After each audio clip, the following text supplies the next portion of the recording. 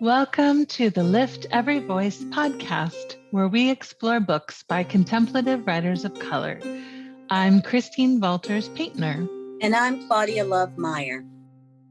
We are joined each month by the author of our book club selection. Together, we explore how increasing our diversity of perspectives on contemplative practice can enrich our experience of the Christian mystical tradition.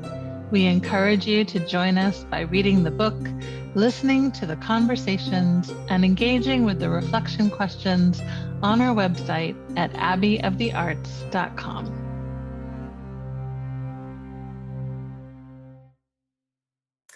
Welcome, everybody, to the Lift Every Voice book club. I am Christine Valters Paintner, and I'm delighted, as always, to be joined by Claudia Love Mair, who's my ongoing partner in conversation. And today we are delighted to be welcoming Dr. Patrick Reyes, who's the best-selling author of the award-winning books, The Purpose Gap, which is the book we'll be discussing today, Empowering Communities of Color to Find Meaning and Thrive, and Nobody Cries When We Die. He's also completing his third book, Pedagogy of the Ancestors, which I'm especially excited to read. He's the host of The Sound of the Genuine podcast, a Chicano writer, futurist, and cultural change strategist. He currently serves as a nonprofit executive and sits on boards in the higher education and nonprofit sectors, supporting the next generation of Black, Indigenous, and Chicano leaders and educators. Welcome, Patrick. It's really just a joy to have you here. We're delighted to be talking about your wonderful book. Yeah, thank you for having me. Well, I'm gonna, I'm gonna start us off with actually two questions. The first one is, you ask yourself the question, what if I wrote as if I loved the reader? Why was love central in writing this book? That's such a good question. I mean, part of it, one of my trainings is in critical pedagogies, and I'm a Bell Hooks lover, fan. She's with the ancestors now, but always in my heart. And one of the things I love about the way that she writes is she thinks about them very similarly. Thinks about how do you write with love to your people, and I have this desire to move away from my critical academic training, which taught me to walk around with a flamethrower to everything and just be critical about everything. And so I was trying to reposition some of my writing and work more in that vein, more in the vein of some great Chicano authors, indigenous authors who have really tried to create stories so that way our people see ourselves reflected in those stories and can hear the voices of our ancestors and speak with the land that we know and love the children that we love and those descendants that have yet to be here. And so for me, love was central, and also just a helpful reminder throughout the writing process that that's actually what I'm called to. I'm not actually called to criticize everything, which was very easy when you're Black or brown in the academy, because everything has not been designed for us, by us, or with us. So it's easy to get critical of saying, I don't fit here. Well, I'm trying to reposition in the purpose gap and in all my work. What if we put us center? What if I put my family, my grandma in particular, what if I put Grandma Carmen as central to the work that looks like a work of love that's honoring her and her love that she put out into the world. Beautiful. Did you read Bell Hooks' All About Love? I did, and it's been really helpful in reframing. I'm part of a book project right now where I'm trying to reframe masculinity, and she does such a beautiful job of doing that. Machismo is a thing in the Chicano Mexican American community. So Bell Hooks is a reframe on what does it mean to be a man in love, and what does it mean to reimagine how a man moves in the world. For me, is such a beautiful reframing for me. And I'm raising my son too to be caring, loving, and undoing some really toxic masculine things that we have going on in our culture in beautiful, loving ways. I think she does a wonderful job of how to reframe that for us. I love to hear it. Bell Hooks is beloved here in Kentucky, of course, because where she's from. So tell us, what is the purpose gap?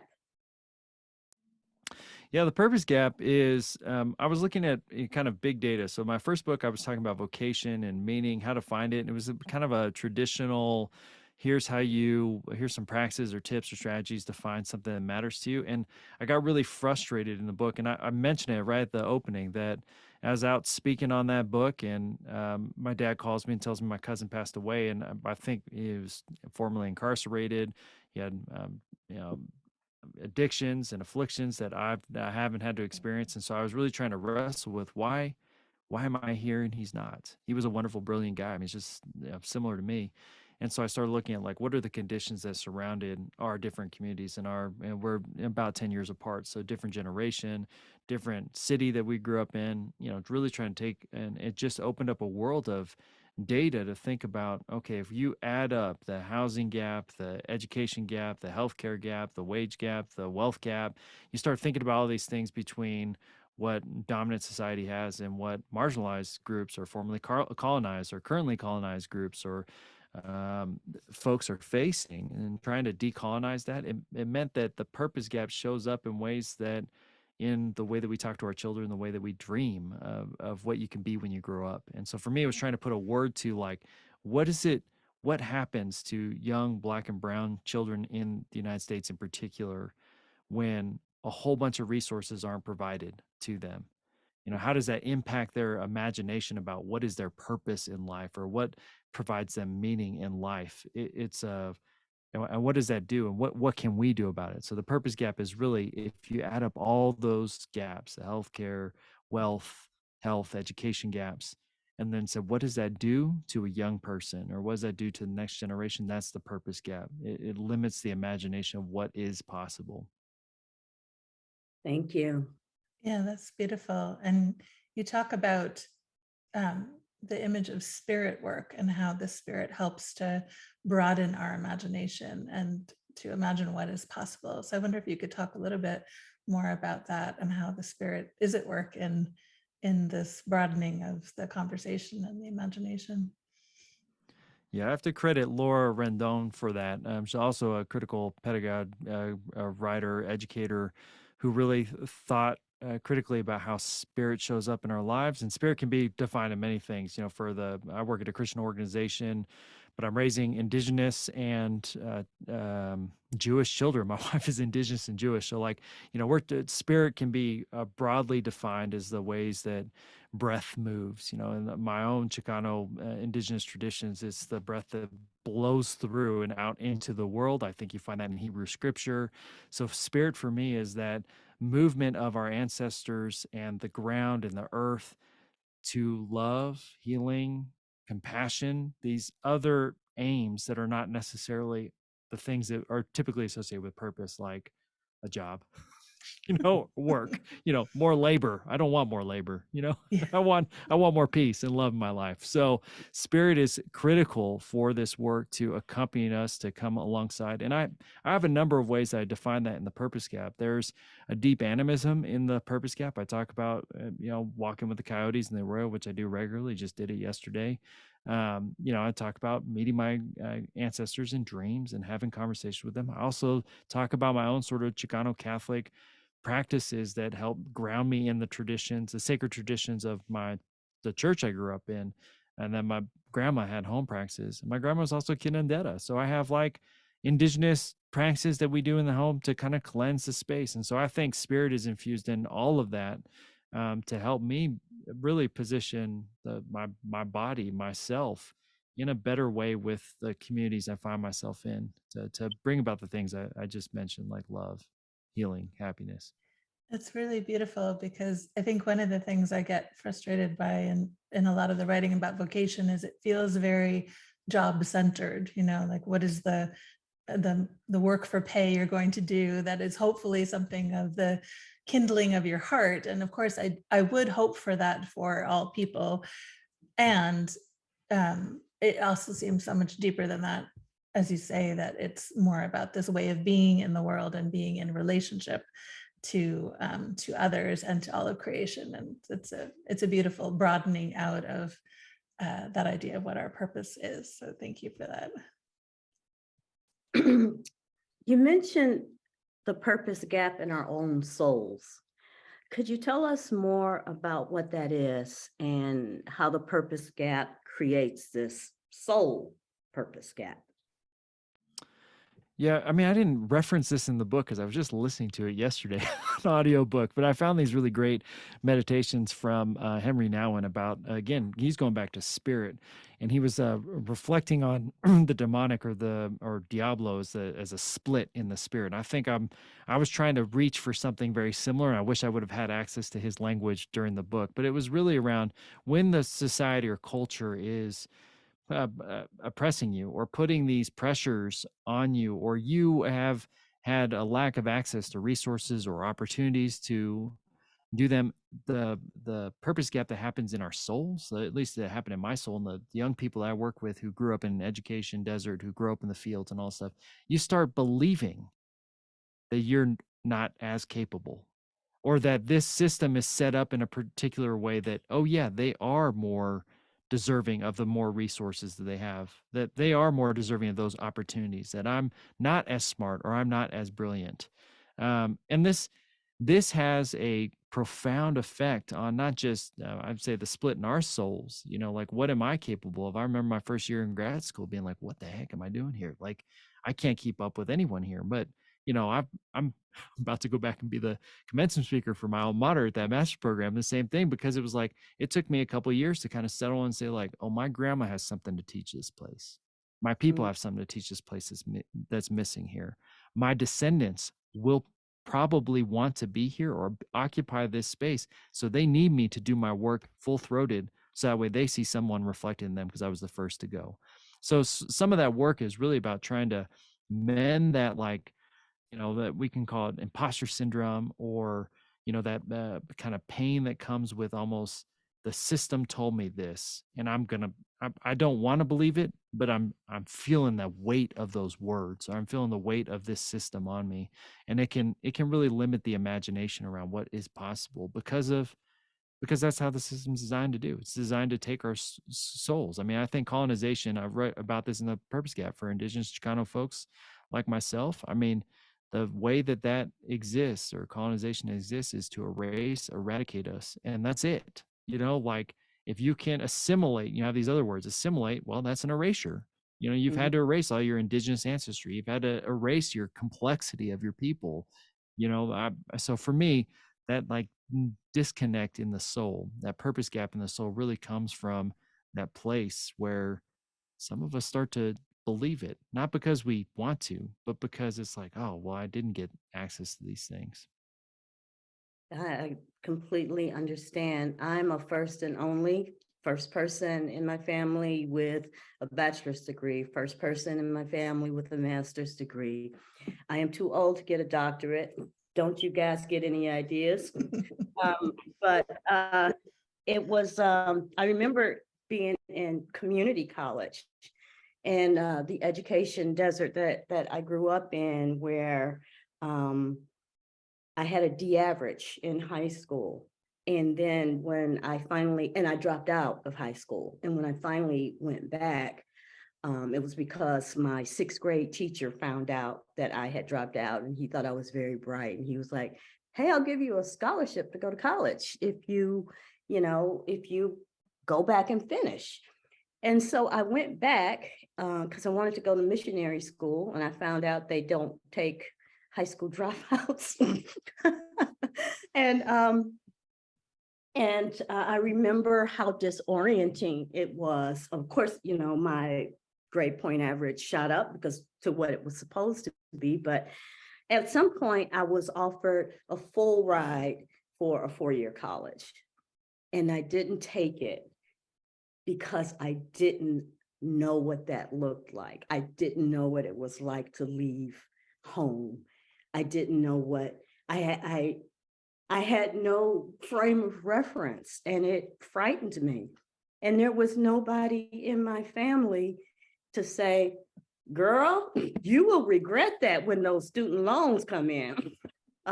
There was no one there because no one knew that. That was no one's experience in my family. So yeah, I completely identify. And, for me, that lack of identity was, you know, that gap in my soul between who I thought I was and who I could possibly be. And when I finally did get these degrees, I felt like I changed the trajectory of my entire family because my kids can go to college. In fact, 3 of them have, and their kids, but not just my kids, you know, my nieces, my nephews. So it wasn't just for me. So I get that. Thank you. And thank you for letting me share my story. Yeah. Yeah. Thank you for that, Claudia Love. It's really powerful. And it makes me think about, you know, as I was reading and Patrick, when you were talking about, you know, you've obviously excelled in your field and in your life through education and all these things. And so I think about a lot of white people, particularly in the religious right, who would say, you know, why can't more people of color be like you? Why can't, you know what I mean? Doesn't it just take that kind of pull yourself up by your bootstraps kind of mentality to overcome, you know what I mean? So do you have a way to respond to people like that that might help them to understand, you know, what the obstacles are, you know? Yeah. I mean, I put in the purpose gap, I talk a little bit about bootstraps, how it's, you know, it was never meant to be a serious saying anyways. You know, like I think we've lost the fact that it was meant to be hilarious. Like the whole idea is that you would take your bootstraps off your shoes and throw them over and pull yourself over a fence with them. So it was always meant to be stupid. Like you can't actually do it. For some reason, some probably folks who are leveraging that and didn't really review or look at the history of the thing and say like, maybe we shouldn't use this as a as a way to tell people to actually, you know, level themselves up in life. Yeah, I mean, I would say that, you know, part of the I don't think I talk a little about it in the book I call it the cultural commute. You know, what is a cultural commute that certain communities or individuals or have to do in order to make it in mainstream America? So I you know, write a lot about higher education because that's kind of where I live and where I do most of my work. But that's, you know, even for folks who have gone, for first generation folks, it's not easy. I mean, in my own sort of, as Claudia Love just shared, I mean, it's hard. In my own journey, it was in undergrad being thrown out I was a history major, throwing out of History 101, like the core course within 1 week, because the teacher assumed by reading my last name said, well, you know, you might be an ESL student. Like my dad made sure we knew English, you know, like, and we write well. That was never a problem. It was just assumption he made. I was going to a state access college. So I get thrown out of this class. Well, I technically didn't get thrown out. Let me say I dropped the course. I was like, there's no way I'm going to convince this man I can do anything in this class. Like he's made his mind up. I got to find something else. So I dropped out. I was working full time, so I didn't have time for that. But this stuff like that like I didn't have a coach, I didn't have a mentor, I didn't have an advocate. I couldn't go to, you know, I didn't know to go we didn't have a diversity, equity, inclusion officer at the time. So I didn't have anyone to go to and say like, hey, look, I'm pretty sure this is discrimination. I need help here. You know, I was in grad school, my first semester. I write this story in my book. I was asked to leave halfway through an exam because I was working full time. I was hanging sheetrock all night. So I showed up covered in this white gypsum powder, sweaty, stinky. And the professor tells me I'm a distraction to the more serious students, not a distraction to the rich students, or not a distraction to the white students, or not a distraction to these students who have access, who don't have to work at night. But I was a distraction to the more serious students. And you know, talked about that question around the specifically around the purpose gap that lives inside us. I mean, there was a moment, several moments where I was thinking, oh, I need to take out loans because I need to be serious. And that's what I ended up doing, because I had to assume that that was the right way to go, rather than knowing how to challenge that professor and say like, I am serious. I'm representing my community. I'm 3,000 miles away from the closest relative I have, and I've traveled the farthest of any of my family ever. I'm the first to do this work ever. So you have no idea the amount of grit and work that's coming here. I'm more serious than any other student that you have here by a long shot. You're just doing different math. So part of what I hope to offer up in the purpose gap, and this is part of the reason why the framing is, if you're you know, white, you're reading over our shoulders to hopefully see that these things are not debatable. These are facts. These are facts of that cultural commute for some people is just longer. You know, I'd say just on this call, if we were operating in the world, the cultural commute for me as a man is way shorter than for either of you as women. That's a fact. Like there are certain rooms I can just go into. I can, we do workplace survey.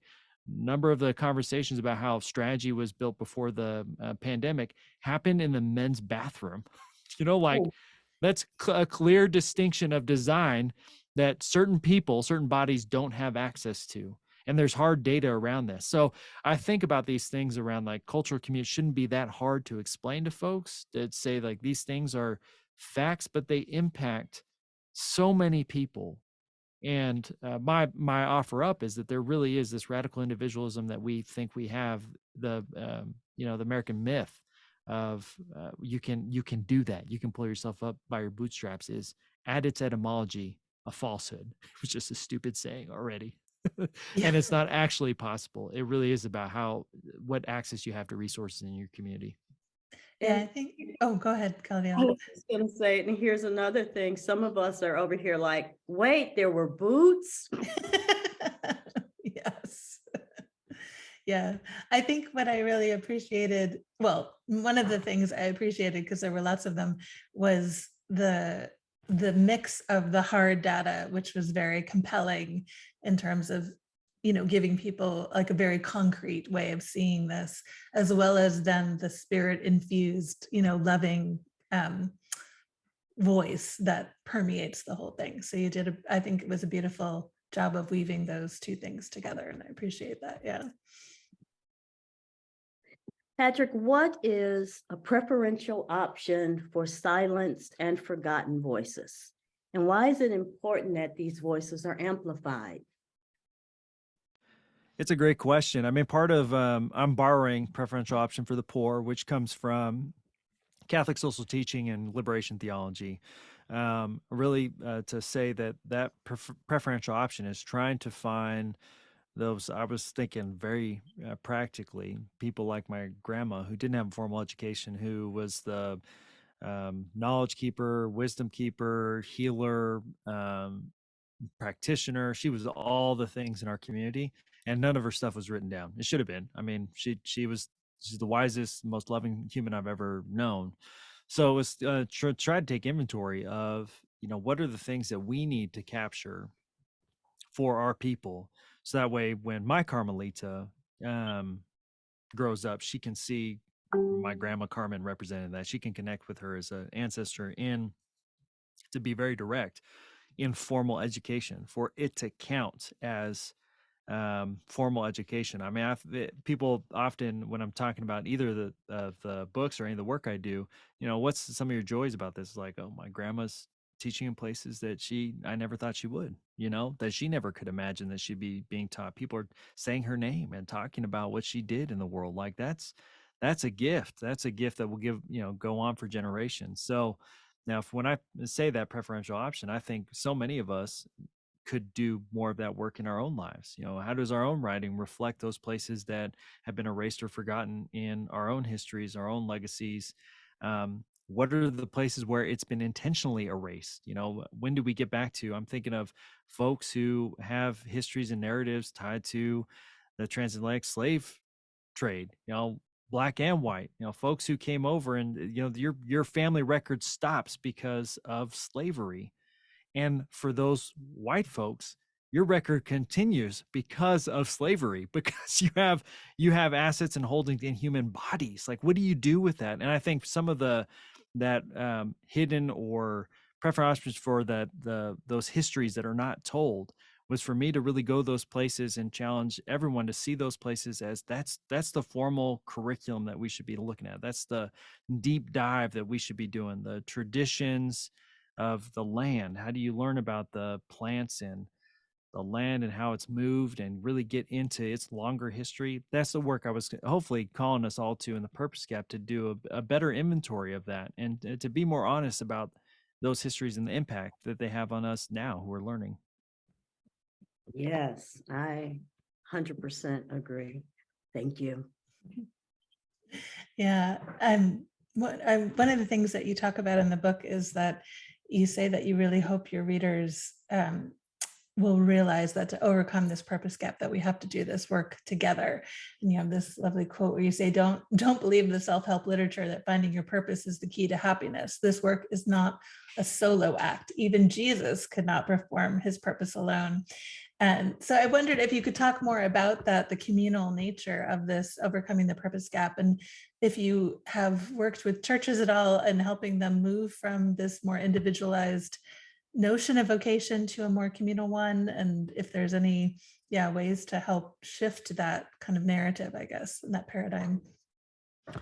I love it. I mean, part of the things that I feel like I missed out on vocation, or my own training in it, through graduate education, my own doctoral research, was this idea that the scriptures actually do have very complex call narratives that we never learn. It's like, we get the like sliver of text that says God called and then they went and did, and it's like, oh, why don't we all have that? And I look at like Jesus and Luke, like he's out there in the desert wrestling and figuring out his stuff. He's figured it out. He comes back home. He declares it in front of his community, and everyone's like, aren't you Joseph's kid? That's their response to him. Like, who are you telling us this? Like, are you for real? Which felt like, that feels like very real to me. That feels like when I go back home, like, dude, you're Pat. Like, we remember playing baseball with you. Like, you're writing books? Are you kidding me? Like, people read that? Are you sure? Like that's what home will do for you. That's what your people will do for you. And what follows right after that is, before Jesus gets to work, he goes and finds his 12 homies. Like that's his next move, is to like, okay, I know I can't do this work alone. It didn't work in the desert when I was by myself. It didn't work when I declared it to my people. What I needed to do was start being in conversation with other humans. So the call narrative there for me is like, I'm looking at Jesus as a good example. I mean, I know that's hard for Christians to do sometimes, but I think Jesus provides a pretty good example of a call narrative there. So I'm trying to reimagine that. I go back to my own doctoral research, where I also, so my project was really looking at how folks who work in the fields, so those folks who are out there picking lettuce, working in snap peas, putting together those fancy little vegetable trays you have at parties, and spending time working alongside them. And my question was, what in your spiritual and religious lives help you find meaning in this one? Like, tell me about this. And I had a lot of assumptions, because I was in a religious program, because I was doing a doctoral degree in theology, that I would get things like practices like, oh, I go to church on Sunday, or I have a conversation with my priest, or I carry around my rosary. And what came back in the data was just like, it rocked my world. It was soccer on Saturdays, because that was the one time they felt like their family could be free. Their kids could run and have joy, and they could watch them laugh and have fun. And they had their little side hustles, selling meat, or, whatever they were doing it was for a full day. They were 100%, they had 100% agency over their life. Whereas on Sunday, they didn't feel that, and definitely not Monday through Friday, because they were working 10 to 14 hours for below poverty wages, only parts of the year, to put food on our tables, not even on their own. So though that sort of like turn, like, okay, well, if this is, you're coming here for a community, what does that look like? What does practice look like? And it became this like thing that I grew up with. But again, I had to say, this is centered to vocation, that aunties, tias, my titis, like grandmas, central to the way that we discern our vocation, the ways that we find meaning and purpose in life. Why have I not read about a single auntie in any vocational literature? That blows my mind. I think about my aunts. They are the who I am. They made me, for better or for worse. They made me, so I think about these people, the folks in my community and in my research, who were showing up time and time again. And for some reason, all the mainstream literature on vocation just, I guess, forgot, or maybe they didn't have any. I feel bad for white folks who didn't know that they had a great aunt that could, actually love them into existence. I'm sure they did. They just didn't think about it, write about it. So for me, it was really to say, oh, for vocation to do this really well. And what I'm seeing from my community is, it is never an individual act. That is a very American white Western way to think. Just one more example. I'm a part of a group that folks should look up and research. It's called the Belonging Project. And the Belonging Project is a group of, mostly Christian identified researchers who are trying to figure out what does it mean to belong? How do we think about belonging? What are the downsides of belonging? All that kind of stuff. And we had this conversation about family, which this shows up a lot in the Purpose Gap. And one of the things that we were arguing about was like, how family needs to be deconstructed and challenged. And these are white researchers, right? And I said, I think when you say family and I say familia, or I say family, we mean different things. You think nuclear. And yes, I can see how that'd be a problem if you have an abusive parent like I had. I could see how that'd be a problem if you aren't getting along with your siblings or bad things happen within that small nuclear unit. But I'm only here because of family, because of who I belong to, because my aunts took me in, because my grandma took me in when these things happen. So I have a broader definition of who I belong to. So we're not starting at the same place. And you need to check your assumptions about, we can't use family anymore because I need it. I need it to survive. And it doesn't look like yours at all, but it looks like something that I think we can recover. Our starting place is village. It's not nuclear. So, when I think about the Purpose Gap and the things I put in there, it's just to name, I say this at the very beginning, we have a very different starting place. The language may be similar, but we have a different starting place, and that results in a different way of thinking about these categories. Yeah, it's a completely new, like different paradigm. Yeah, from the very get-go. So thank you for that. I appreciate that so much. Turning the other cheek. It might not be what we have been led to believe. Could you talk to us about that and your experience in learning that lesson?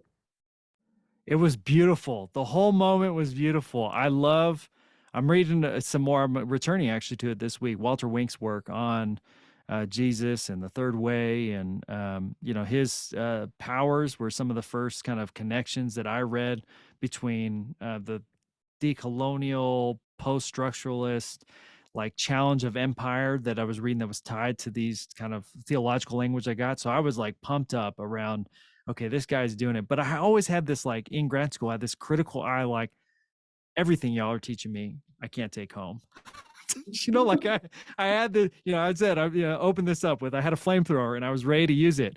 So Walter Wink comes to Boston University, and he's facilitating a moment where he's going over 3 challenges. You can read about this in his parable series, because he does this analysis in the 3rd book. He really, he writes out this story, but he played it out too. Like, it was the first time I saw someone play out literature. For those who are not familiar with the Catholic, upbringing that I had, the homilies are always super boring, very rarely on topic. And there's no real movement. So I'd never seen anyone play out scripture like in their body. And so he had these 3 stories he works through. And one of them is the turn the other cheek story. And so he invited folks up to kind of interact with him, to tease out the text. And so he invited me, and we have this moment where he shows me around the way that slapping someone backhanded would be considered disrespect, or they'd be considering like you're equal, right? This would be the disrespect is backhand. To respect someone, be open hand, to slap them across, because you're actually trying to fight them. And so he goes to demonstrate this to me. So, I'm sitting there like a puffed up my chest, Chicano. I got my neck all flared up. Like, my wife hates it when I do it around town. Like when I get all nervous and stuff, like I try to I'm like a little rooster walking around Santa Fe. And so I'm doing that in front of all my class colleagues. And so he goes, okay, so I'm just going to act this out really slowly. Don't worry, Patrick, take a deep breath. We'll be fine. I'm going to slap you once, and then I'm going to show you. And and he had said everything he was going to do. He had read through the scripture. And so he backhands me. So I, do this little thing, like I turn my cheek, and he goes, okay, now when I say turn the other cheek, give me the other cheek. And I saw I'd like turn my face. And he goes, now how do I have to slap you? And I go, oh, if I'm using the same hand, if I'm using my dominant hand, I got to slap you like an equal. And I'm like red-faced. puff chest in his face, like, how dare you slap me? Like, I was carrying a little too much anger at this. He was very old this time, you know, I think it was only a couple years from when he passed on. And so I'm sitting there like, I'm gonna have to, everyone's gonna see me beat this dude up. And and it had like a light bulb moment for me, like, oh, like, what's happening here? Jesus actually challenging me and my people to stand up as equals. And I'm staring at him. I'm sure I'm like sort of shaking. And he goes, he says, like, speaks over my life, says, I can tell you come from a long line of strong people. You want to be equal with those who are oppressing you. Like, that's your challenge. You are brave and courageous. And I'm like, now talk about bell hooks, you know, all about love. Like, I'm flipping on the other side. Like, now I'm like completely fragile. I'm like open and broken open. Like, yes, I am. I am descended of all those loving people. And I am standing here face to face with you. And we are equals. And so that challenge to turn the other cheek isn't take more abuse. It's to affirm my grandma. Like, holy crap. That's a beautiful reframe of that text. And it opened up my eyes to like, okay, I might have been told this story wrong. This whole thing might have been framed in a different way. I need to look at this in a different light. And here's a person who I would not imagine in a body teaching me something, offering a gift to my people and a gift to my soul. It was a beautiful and unfortunate young adult moment where it worked a lot better for him because I came in with all that negative energy. And it worked really good for my soul because I started in such a low place. But it cracked open for me something like, oh, okay, I can get down with this Jesus. That's amazing. It is amazing. Thank you. I love that. I love that. So speaking about ancestors and your grandmother, and even going back to the question about the communal, familial nature of the purpose gap, you talk about how your grandmother witnessed to this way of being, which has to do with intuition. I really liked what you said about intuition as the expression of guides and spirits, and how the wisdom and spirit of your ancestors lives in your very bones. And you say it was her ability to slow us down and draw on the deep ancestral wisdom she carried in her very body. Intuition is not another form of problem solving. It draws on the love that threads its way through generations, which is such a beautiful image. So can you tell us more about the role that intuition plays, and particularly that connection to the ancestors and how it draws that love down? Because I just love that image. Yeah, in that chapter, I'm really trying to reclaim and redefine intuition. I think it has been misused and misappropriated, that intuition is something that you just know that you're the right person. You have all the right answers. And that's wrong. I think the intuition should be that guiding spirit that kind of draws you inward to push you outwards, to like seek the wisdom. In that story that my grandma was doing, is to get me to pay attention to what she was telling me, what family was telling me, what the hummingbirds and the butterflies were telling me, what slowing down could actually do for me to open me up for something that needed to emerge in me. Like, maybe what needed to emerge in me was going to come in here. It was a question I was wrestling with, but the answer wasn't going to be found in me just asking myself over and over and over again to get the right answer. I opened that story. I'm the most eloquent lines in the whole book is, trust your intuition unless your intuition sucks. Because, and I give the example of traveling and driving around when I was at work, and two dudes in the front car trying to find our way in a town we'd never been to, trusting our intuition. Like, we could just pick the rights and lefts by looking, like, just talking to each other. And that's not true. Good intuition would have said, oh, you're lost, you should pull over and ask for directions. Like, as a wisdom keeper, like, find ways to get at the answer. So intuition for me was really about orienting us towards that middle space, not for the answer, but for the process in which we find clarification, where we find clarity. It's that in-between space that we need to be oriented towards, as opposed to, hey, intuition's about you knowing what the end goal is the whole time. Like, you knew it from the beginning. No, intuition is more about the process. How do you follow those guiding spirits, those people around you that might offer or speak wisdom or love into your life? I love that about the process. We do. Our community looks at the intersection of contemplative practice and creative process, and very much focused on that, like the moment by moment unfolding and what we know in this moment. Yeah, but we don't know what's in the next moment until we get there. Yeah, thank you for that. Um, yeah, Claudia Love, do you want to maybe ask about the meditation, since we're just to make sure we have enough time for it? Yeah. I was so touched by the beautiful guided meditation about the people who love us into our purpose. That's just such a stunning idea. Could you tell us how you came up with it, and how you use guided meditations like this to help us grow into our purpose? And then after, could you kindly lead us into the meditation on about the people who love us into our purpose? It's a great question around how those guides work. I mean, they're visualizations. I'm big on visualizations. A part of it was the invitation from my grandma. She used to do a version of that with me all the time. It really was when I was super reactive. I was a teenager when I was living with them, and my adrenaline was always going. My testosterone never turned off. So she was always, hands on the shoulder, "Mijo, I love you. You're okay. Who else loves you? Name them."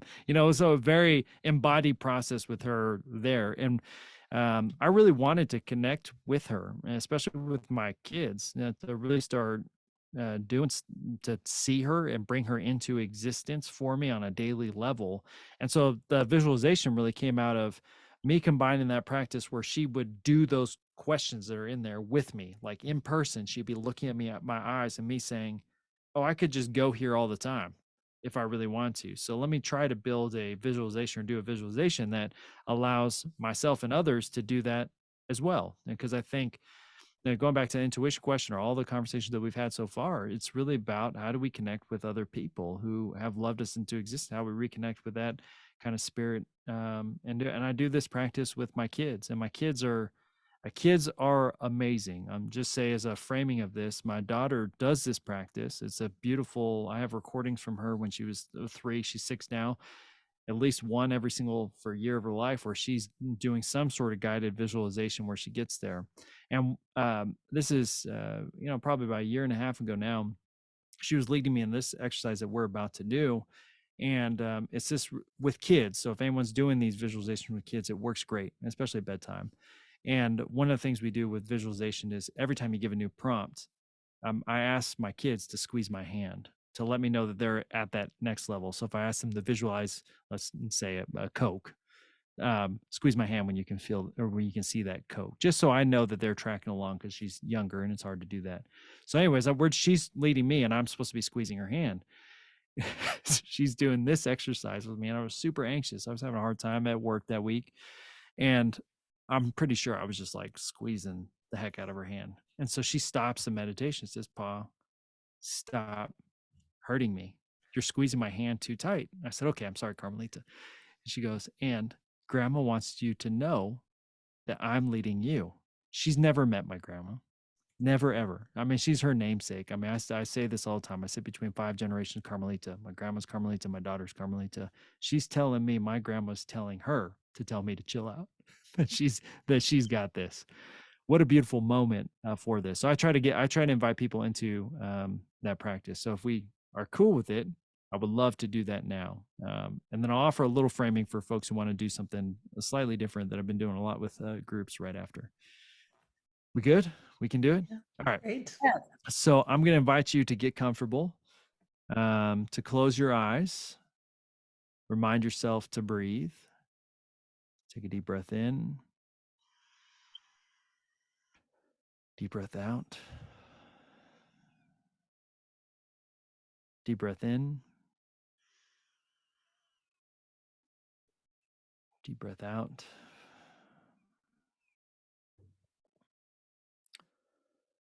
Make sure to relax any tension you're feeling, starting at the top of your head. Relax your forehead.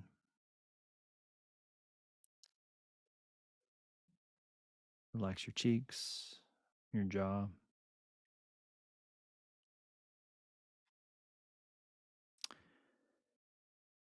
Notice and release any tension you feel in your neck or shoulders.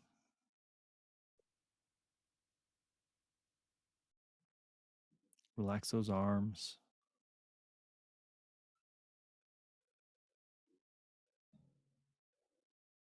Release those hands.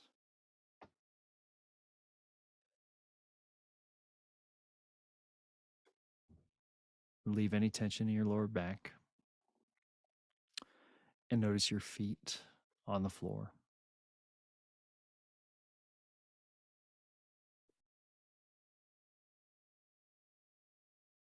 I want you to call to your imagination someone who loves you,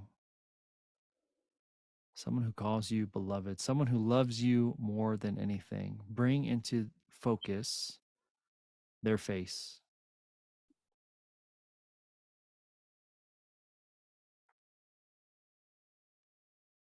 Imagine this person who loves you in their fullness. See them sitting across from you.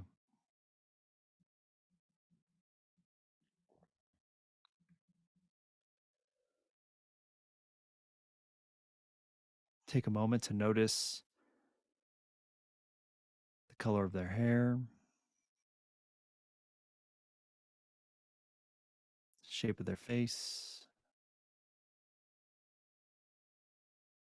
color of their eyes, shape of their nose, and see them smiling at you.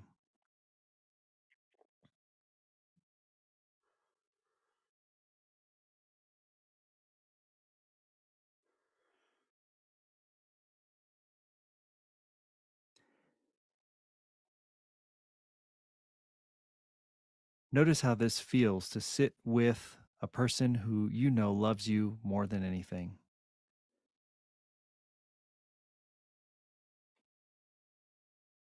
See them smiling at you because they're proud. They love you. They love you more than anything.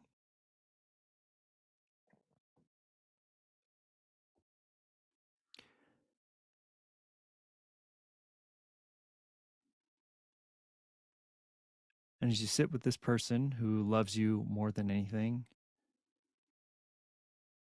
I want you to see them extend their hand and place it on your shoulder.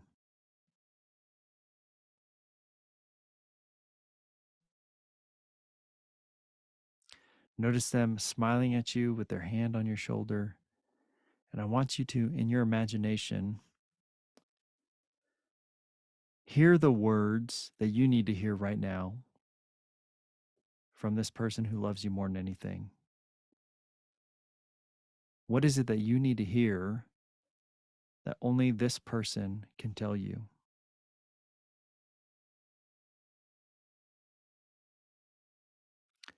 Let those words wash over you like a gift.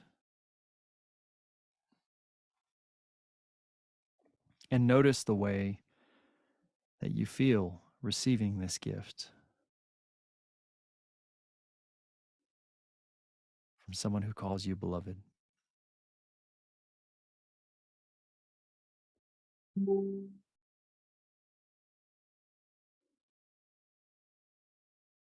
As you sit with this gift, I want you to see yourself expressing gratitude. Express gratitude for this person who loves you, for those words, and see yourself doing that in the way that you know how with this person. It could be with a loving kiss, a hug, a smile, but see yourself expressing gratitude for this moment and for that gift.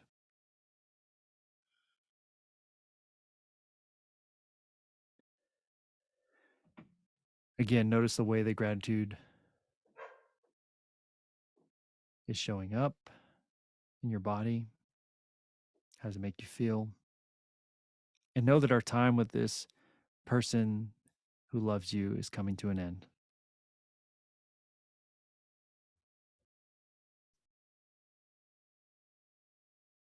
Begin to say goodbye in the way that you say goodbye to this person. Again, it could be a loving hug, a kiss, it could be a wave. But see them slowly fading from your imagination.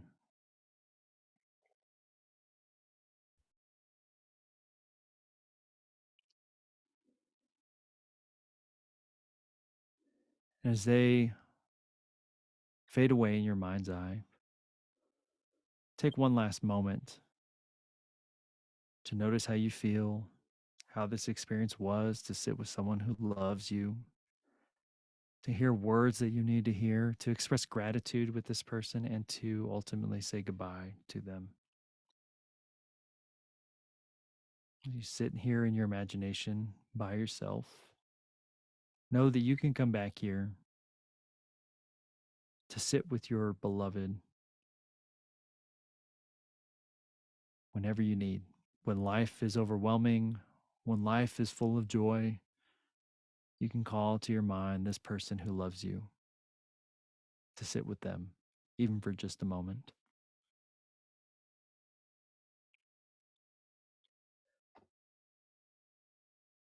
As we're ready, podcast crew, we can come on back.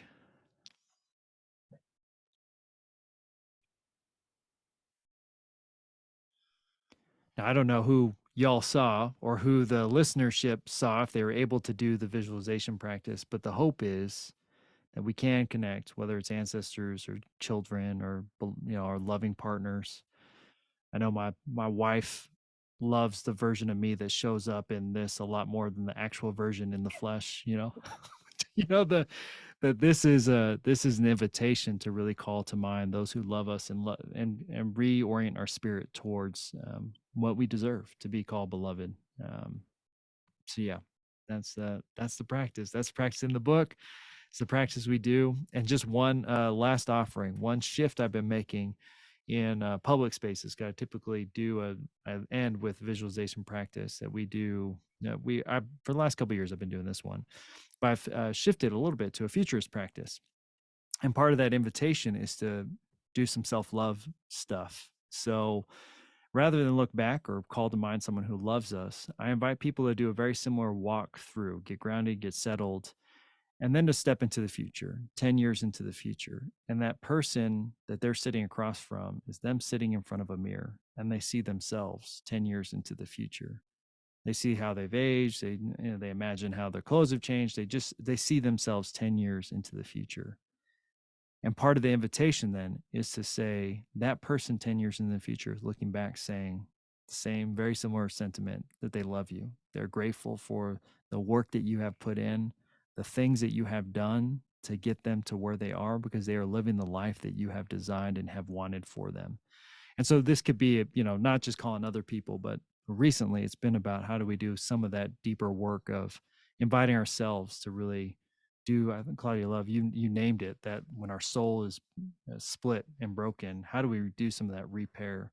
Well, it looks like, looking into the future, well, I'm hoping that future Pat is very proud of what I'm trying to put in place in these little things, and I can start to visualize and imagine what those things are. So that's just an addition to this practice that I've been adding on. But I appreciate the invitation to share. Yeah. Oh, lovely, lovely, lovely. Thank you so much. And Yeah. thank you for joining us. Yeah, thank you for having me. Yeah, I loved that too. And it was such a simple practice, and yet really, really profound. And I love so much that your daughter does this with you and leads you in this. That's right. And picturing her little hand squeezing. Anyway, I'm really moved by that image. Thank you so much, Patrick. This book is really powerful. The Purpose Gap, Empowering Communities of Color to Find Meaning and Thrive. I can't actually read that well because I've got little tears in my eyes from my meditation. Read the book, and yeah, thank you so much. We're just really grateful to have your wisdom here shared with our community. Oh, thank you for having me.